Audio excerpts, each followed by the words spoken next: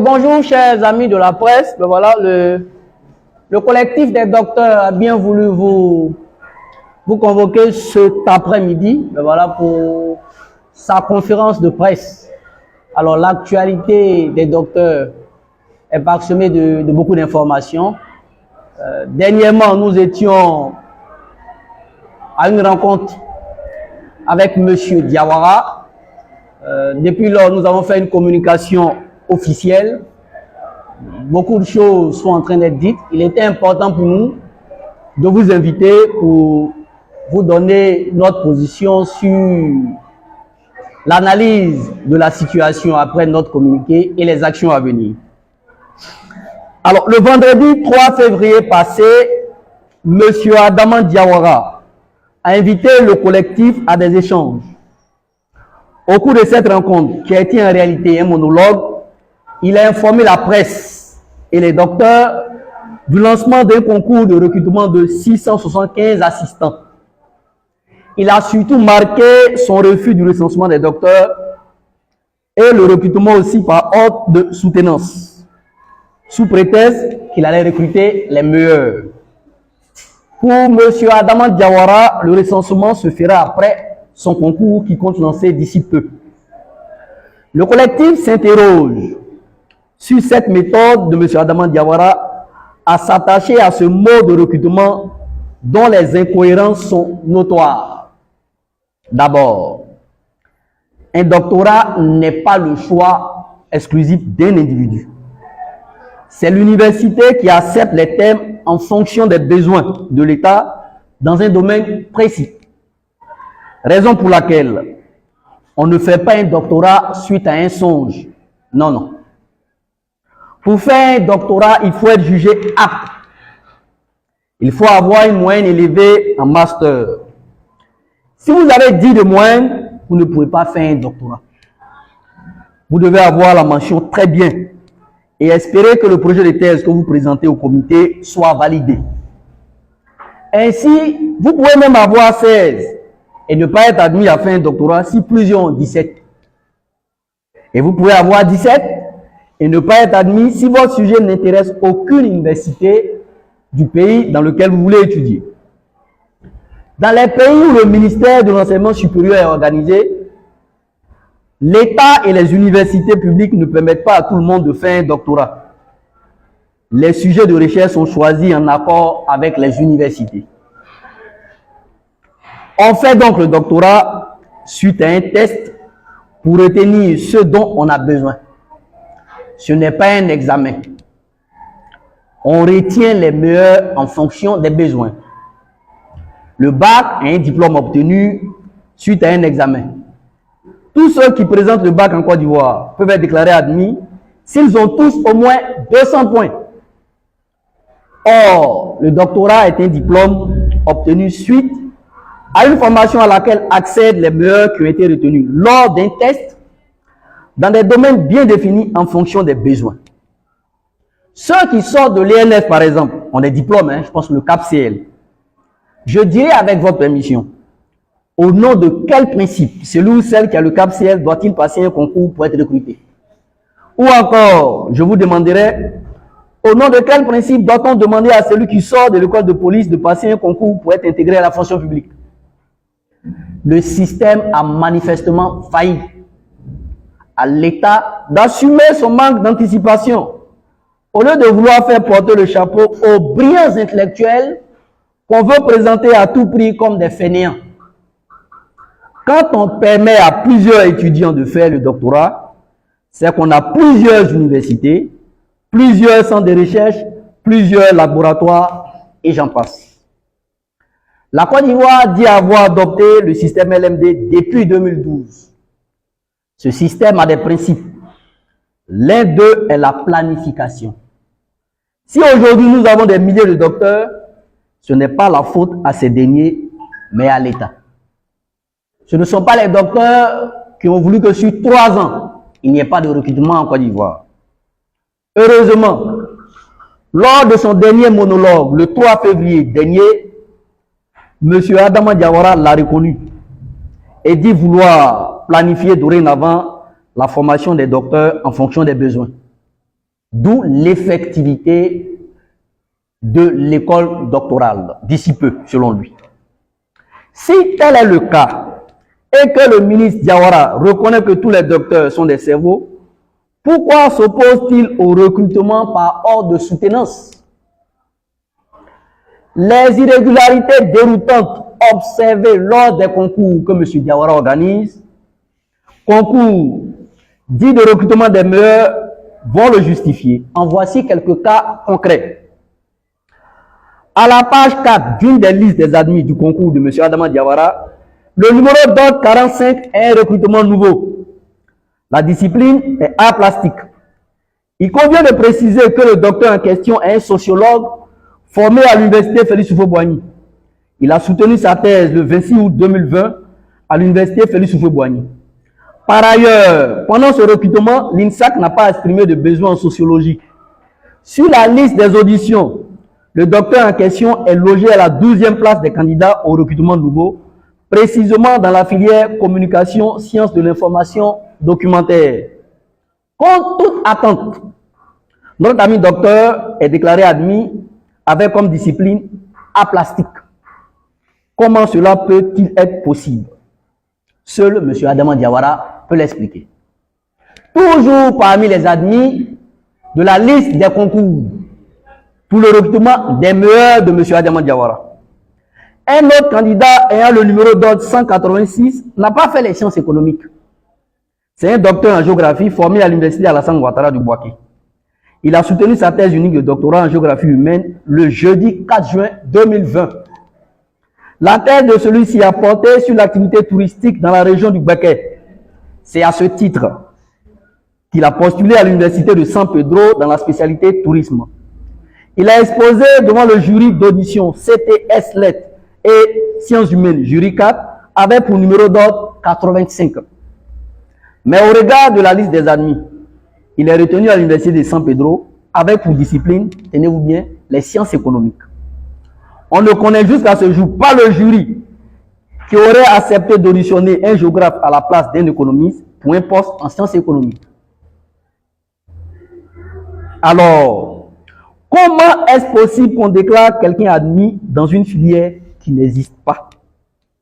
Surtout que la filière des sciences économiques n'existe pas à l'université de San Pedro où ce dernier a été muté. En fait, il s'agit d'une stratégie qui consiste à attribuer les places à des privilégiés. L'essentiel est d'inscrire le nom des protégés du système sur la liste des admis, car par la suite, chacun pourra se retrouver dans le département correspondant à sa formation initiale. La discipline indiquée sur la liste des admis n'est rien d'autre qu'un moyen pour masquer les choses en donnant l'impression qu'on a recruté les docteurs de différentes spécialités.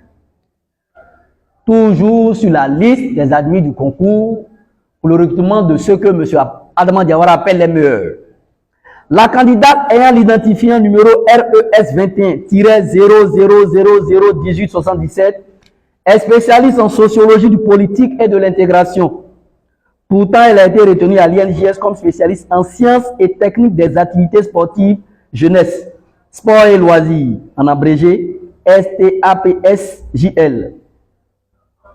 Dans les disciplines ou postes à pouvoir, l'INJS a demandé le profil de sociologie du développement et non de STAPSJL.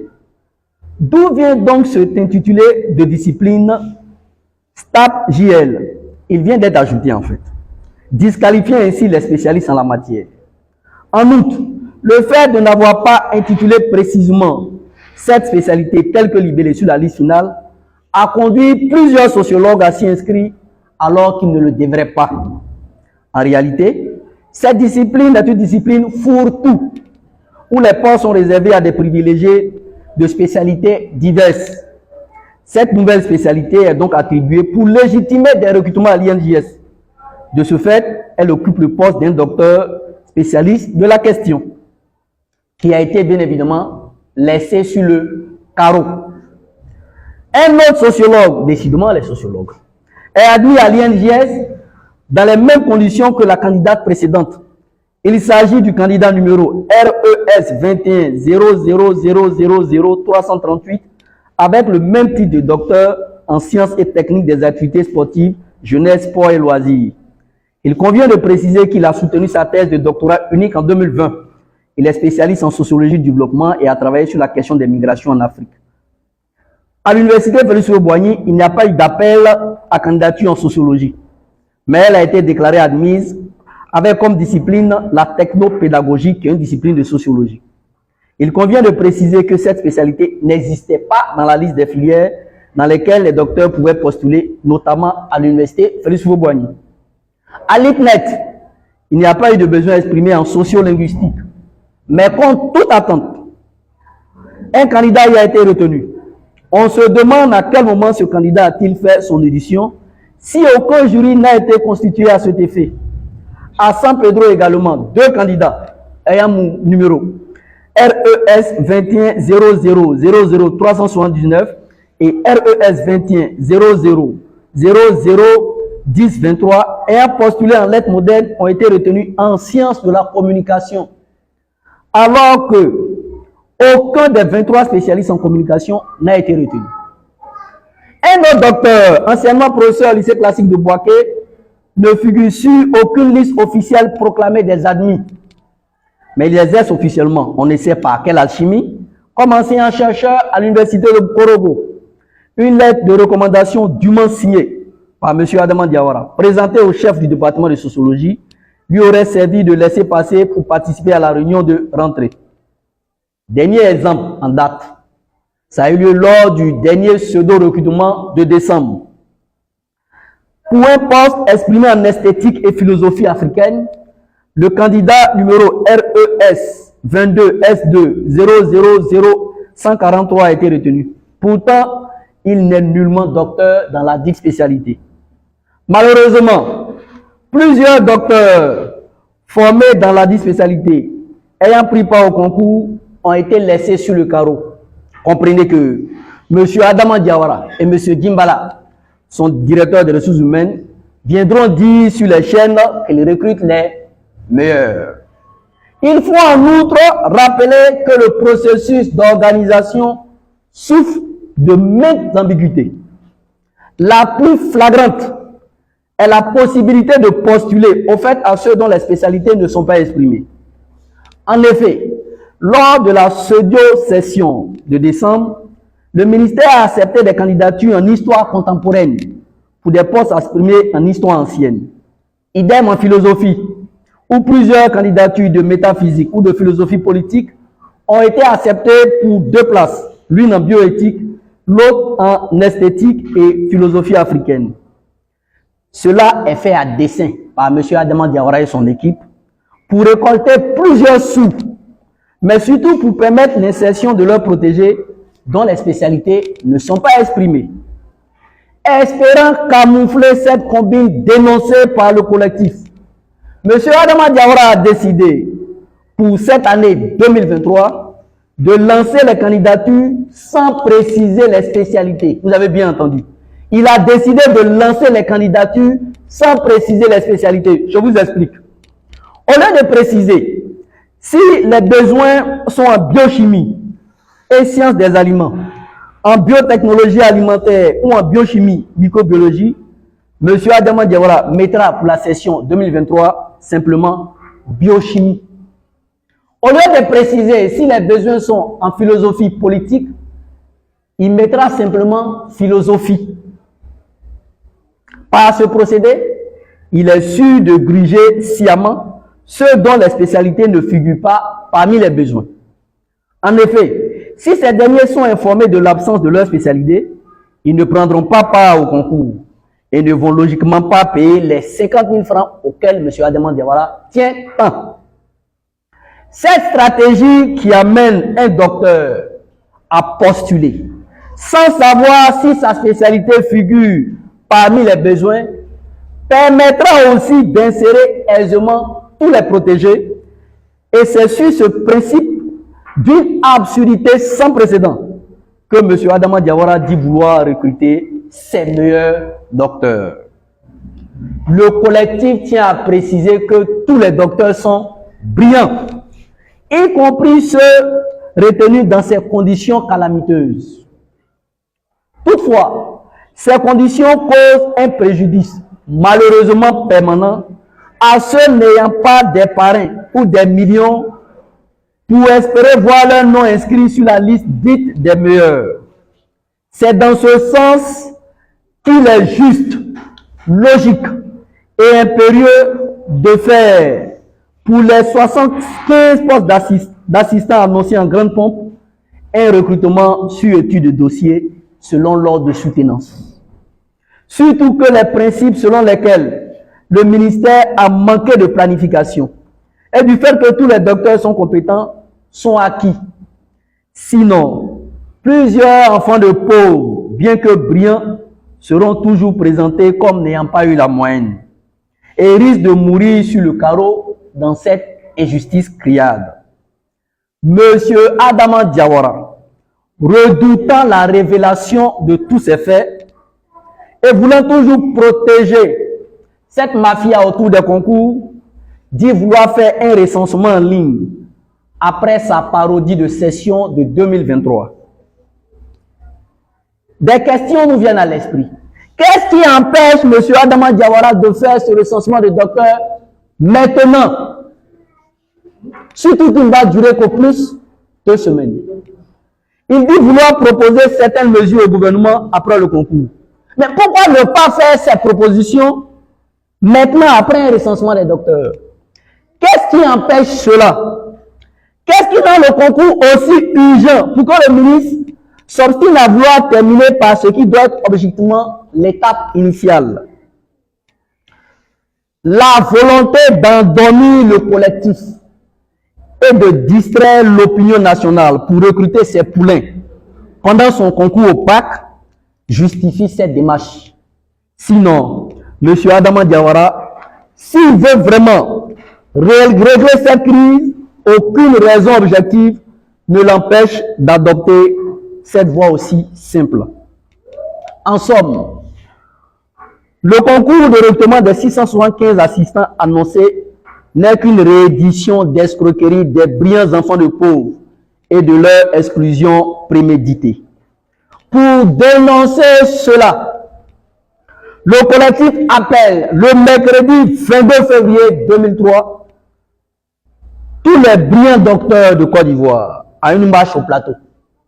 En cette année dédiée à la jeunesse par son excellence, Monsieur le Président de la République, Dr Alassane Ouattara, nous irons, dans un premier temps, fournir toutes les preuves de fraude avérée de la gestion de M. Adama Diawara dans le recrutement des docteurs à son excellence, Monsieur le Premier ministre, M. Patrick Achi.